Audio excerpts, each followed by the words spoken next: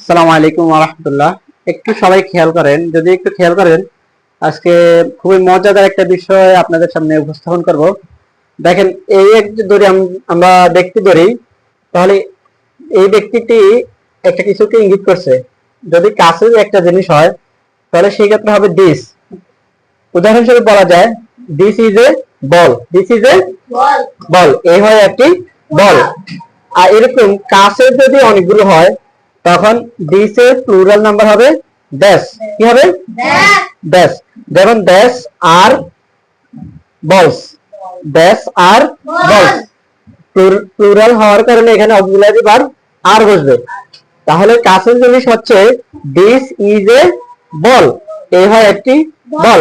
যদি কলম হয় this is a pen, this is a book, this is a book. এভাবে অসংখ্য উদাহরণ দেওয়া যায়।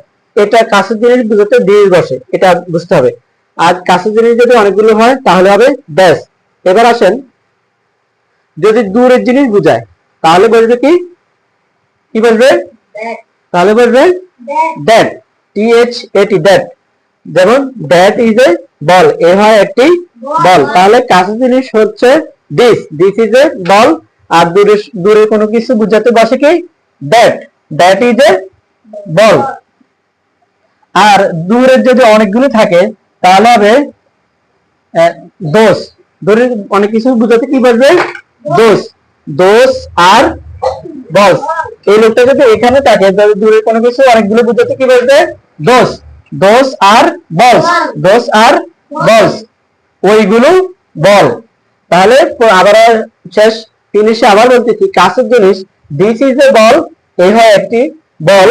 দূরের জিনিস দ্যাট ইজ এ বল, ওই হয় একটি বল। কাছের জিনিস অনেকগুলো বুঝাতে দ্যাটস আর বলস, এইগুলো বল। আর দূরের অনেকগুলো বুঝাতে দোস আর বলস, ওইগুলো বল।